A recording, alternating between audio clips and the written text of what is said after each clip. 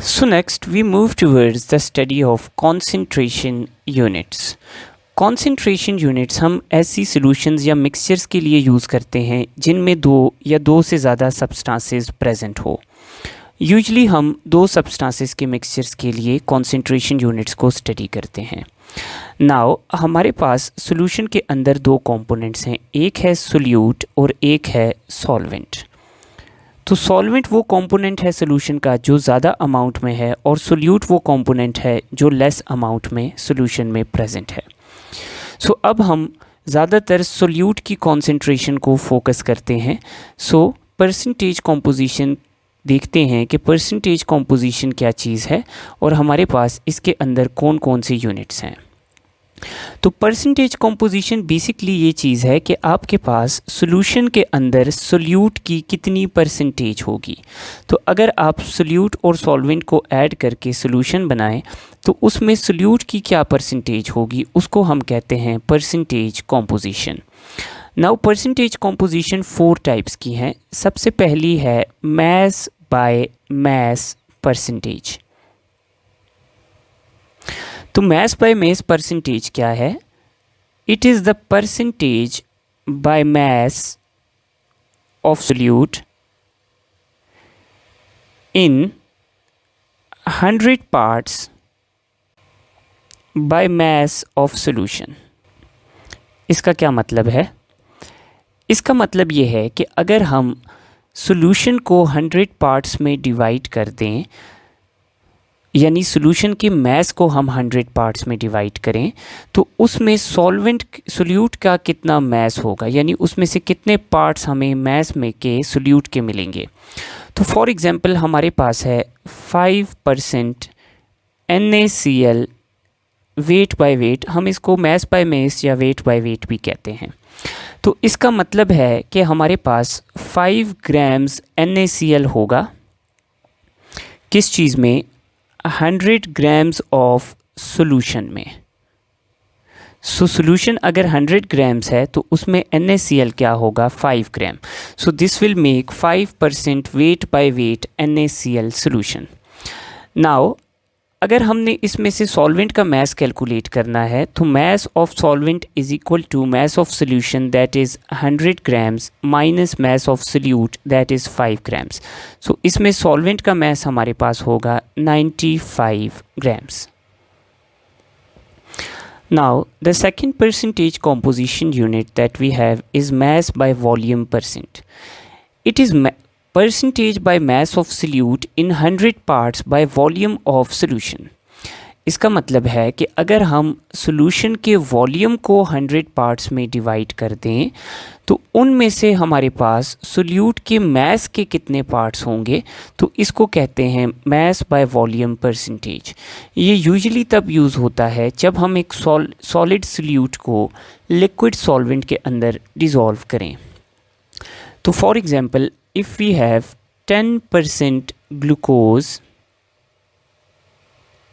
mass by volume, so इसका मतलब ये होगा कि हमारे पास ग्लूकोज का मास होगा 10 ग्राम्स। सो 10 ग्राम्स हमारे पास होगा सोल्यूट या ग्लूकोज। अब किस चीज़ के अंदर होगा? तो आपके पास 100 सेंटीमीटर क्यूब ऑफ सोल्यूशन के अंदर।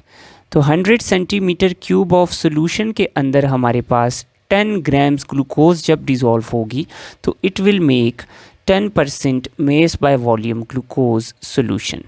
नाउ इसमें हम सॉल्वेंट की अमाउंट को यूजुअली कैलकुलेट नहीं कर सकते unless we know the density. The third percentage composition unit is volume by volume percent. So volume by volume percent क्या है? It is percentage by volume of solute in 100 parts by volume of solution. तो अगर हम solution के volume को 100 parts में divide कर दें तो उसमें हमारे पास सोल्यूट का कितना वॉल्यूम होगा, इसको कहते हैं volume by volume percentage. Now ये यूजुअली हम यूज़ करते हैं लिक्विड सोल्यूशंस के लिए। तो for example we have 8% ethanol in water. तो 8% इथानॉल की वॉल्यूम बाय वॉल्यूम सोल्यूशन है वाटर में।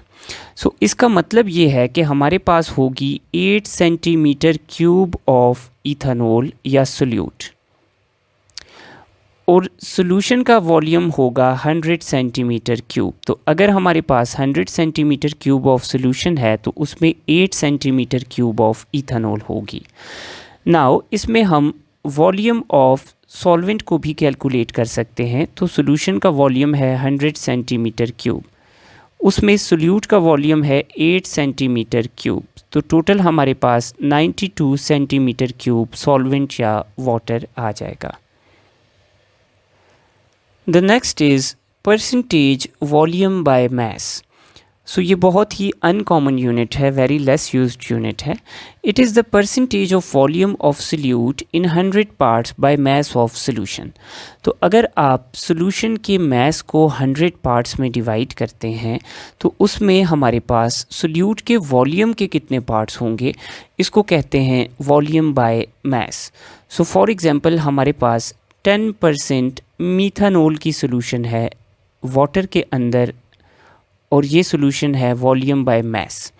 सो इसका मतलब ये है कि हमारे पास 10 सेंटीमीटर क्यूब ऑफ सोल्यूट यानी मीथानॉल प्रेजेंट है। नाउ ये मीथानॉल किस चीज़ के अंदर प्रेजेंट है, तो 10 सेंटीमीटर क्यूब मीथानॉल प्रेजेंट है in 100 grams of solution. Solution के 100 ग्राम्स में 10 सेंटीमीटर क्यूब मीथानॉल प्रेजेंट है। नाउ जब तक हमें मीथानॉल की डेंसिटी नहीं पता तो हम इसके अंदर से सॉल्वेंट की अमाउंट को कैलकुलेट नहीं कर सकते। The next type of concentration unit that we have is mole fraction. Now mole fraction क्या चीज़ है? मोल फ्रैक्शन ये है कि आपके पास सोल्यूट या सॉल्वेंट के कितने मोल्स होंगे टोटल मोल्स के अंदर। फॉर एग्ज़ाम्पल मैंने 2 मोल्स ले लिए इथानॉल के और इसको डिज़ोल्व कर दिया 5 मोल्स ऑफ वाटर के अंदर। तो इसमें इथानॉल की मोल फ्रैक्शन क्या होगी? So mole fraction of ethanol is equal to moles of ethanol which are 2 moles divided by total number of moles. तो टोटल नंबर ऑफ मोल्स हैं इथानॉल के 2 moles plus 5 moles of water. So इसकी mole fraction हो जाएगी 2/7। और अगर हम water की मोल फ्रैक्शन देखें तो mole fraction of water is equal to 5 moles of water divided by 2 plus 5 moles, so that is equal to 5/7 moles. So ये याद रखें, जब कभी हम किसी भी सोल्यूशन के सारे कंपोनेंट्स की मोल फ्रैक्शंस को ऐड करेंगे तो हमारे पास रिज़ल्ट आएगा 1 के बराबर। सो इस सोल्यूशन में इथानॉल और वाटर कंपोनेंट हैं। इथानॉल की मोल फ्रैक्शन है 2/7 और वाटर की मोल फ्रैक्शन है 5/7। सो हमारे पास रिज़ल्ट इज़ इक्वल टू 7/7 और 1। तो the sum of all the components, the sum of mole fraction of all the components in a solution is always equal to unity और 1। The next concentration unit that we have is parts per million, billion और trillion. Now ये हमारे पास क्या है?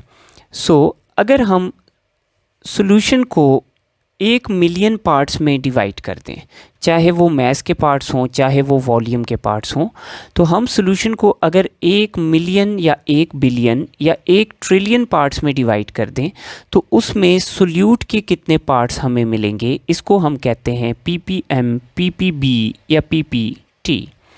Now ये concentration unit use होता है बहुत ही ज़्यादा डाइल्यूट सॉल्यूशंस के लिए। लाइक अगर हम एयर में किसी बहुत ही कम अमाउंट वाली गैस को मेजर कर रहे हैं या सी वाटर के अंदर हम सॉल्ट की अमाउंट को मेजर कर रहे हैं।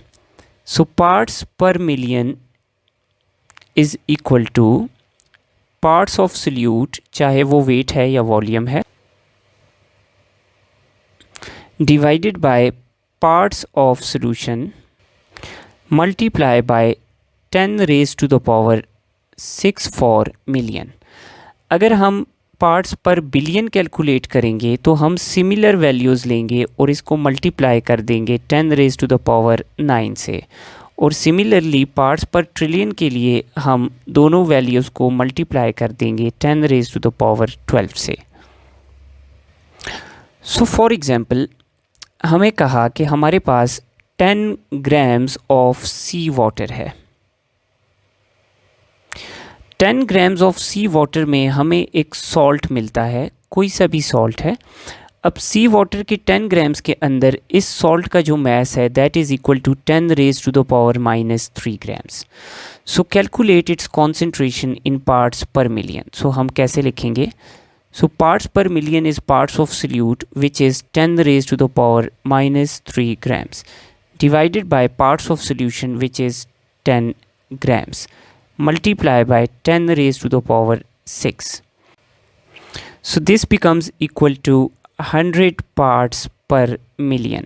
So इसका मतलब ये होगा कि अगर हम सी वाटर को 1 मिलियन पार्ट्स में डिवाइड करें तो उसमें से 100 पार्ट्स हमारे पास इस सॉल्ट या सोल्यूट के होंगे। The next unit of concentration is molarity, which is denoted by small m. Now molarity क्या चीज़ है? Molarity is moles of solute present in 1 liter या 1 decimeter cube of solution. So अगर हम solution का 1 decimeter cube या 1 liter ले लें यानी 1000 सेंटीमीटर क्यूब, तो उसके अंदर कितने मोल्स ऑफ सोल्यूट हमें देखने को मिलेंगे, इसको हम कहते हैं मोलैरिटी। तो फॉर एग्जांपल हमारे पास है 1 मोलर, स्मॉल m से हम डिनोट करते हैं मोलैरिटी को, sorry we denote it with large m।